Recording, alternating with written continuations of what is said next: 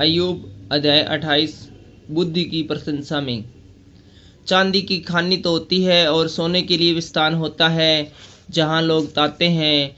लोहा मिट्टी से निकाला जाता और पत्थर पिघल कर पीतल बनाया जाता है। मनुष्य अंधियारे को दूर दूर तक खोद खोद कर अंधियारे और घोर अंधकार में पत्थर ढूंढते हैं। जहाँ लोग रहते हैं वहाँ से दूर वे खानी खोदते हैं।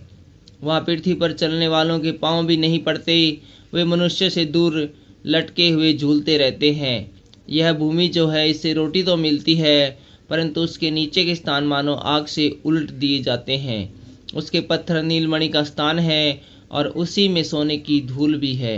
उसका मार्ग कोई मांसाहारी पक्षी नहीं जानता और किसी गिद्ध की दृष्टि उस पर नहीं पड़ी।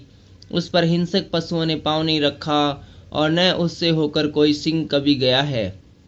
मनुष्य चकमक के पत्थर पर हाथ लगाता और पहाड़ों को जड़ से ही उलट देता है। वह चट्टान खोदकर नालियां बनाता और उसकी आंखों को हर एक अनमोल वस्तु दिखाई पड़ती है। वह नदियों को ऐसा रोक देता है कि उनसे एक बूंद भी पानी नहीं टपकता, और जो कुछ छिपा है उसे वह उजियाले में निकालता है। परंतु बुद्धि कहाँ मिल सकती है और समझ का स्थान कहाँ है, उसका मोल मनुष्य को नहीं मालूम।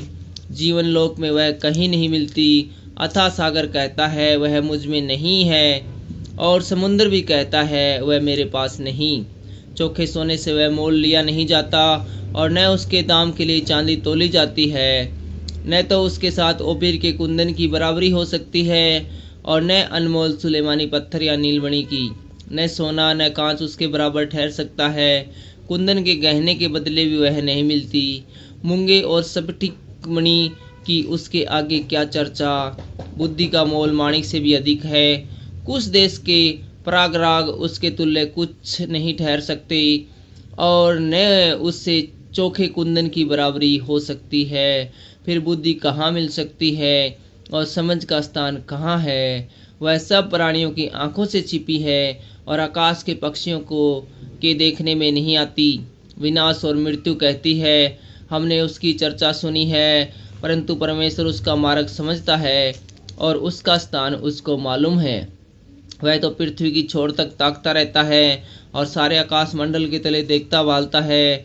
तब उसने वायु का तोल ठहराया और जल को नपुए में नापा और सिंह और मेघ के लिए विधि और गर्जना और बिजली के लिए मार्ग ठहराया। तब उसने बुद्धि को देखकर उसका बखान भी किया और उसको सिद्ध करके उसका पूरा भेद जान लिया। तब उसने मनुष्य से कहा, देख, प्रभु का भय मानना यही बुद्धि है और बुराई से दूर रहना यही समझ है।